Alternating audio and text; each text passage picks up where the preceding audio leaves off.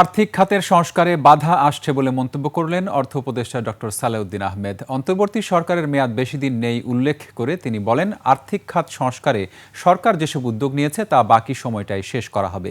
এদিকে দেশের বেশিরভাগ ব্যাংকের আর্থিক প্রতিবেদন বাস্তবতার সাথে সামঞ্জস্যপূর্ণ নয় বলে দাবি বাংলাদেশ ব্যাংক গভর্নরের।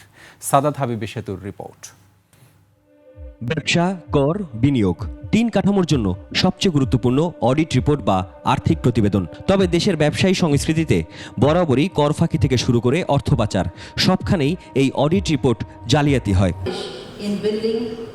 বিশ্বব্যাংকের অডিট প্ল্যাটফর্ম ROACর আয়োজনে আর্থিক প্রতিবেদন তৈরি করা অডিটরদের নিয়ে এই অডিট অ্যান্ড অ্যাকাউন্টিং সামিট, যেখানে অভিযোগ আসে দেশে যুগের পর যুগ ব্যবসা প্রতিষ্ঠানগুলো আর্থিক প্রতিবেদন নিয়ে জালিয়াতি করে আসছে।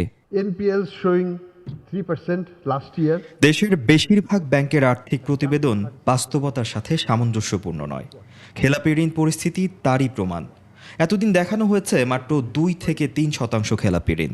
একই কারণে মানুষ শেয়ার বাজারের উপর আস্থা রাখতে চায় না। Representing the facts. One single Mr. Rahman. Salman F Rahman IFIC ব্যাংকের অডিট রিপোর্টের সহায়তায় হুলিয়ে ফাঁপিয়ে তথ্য দেখিয়ে অর্থ নিয়েছেন। গত শাসনামলে ব্যাংক খাতের একের পর এক আর্থিক অনিয়ম হলে বাংলাদেশ ব্যাংক কোনো পদক্ষেপ নিতে পারেনি। Of size. আর্থিক খাতের সংস্কারে বাধা আসছে উল্লেখ করে অর্থ উপদেষ্টার দাবি, বিশ্বব্যাংক IMF এর প্রস্তাবে না, বরং সরকার নিজস্ব উদ্যোগেই সংস্কার করছে। আমরা ইন্টারভিউ আমরা আর বেশি দিন নাই, তাই না? আর হয়তো 7-8 মাস।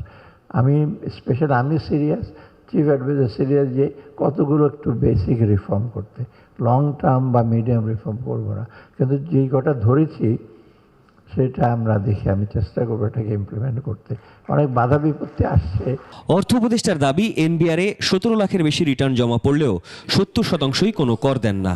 অনেক রকম ব্যাপার স্যাপার সেটা আপনারা সবাই বাইরে হয়তো বুঝতে পারবেন না। সাদাত হাবিবি সেতু, 21 টেলিভিশন, ঢাকা।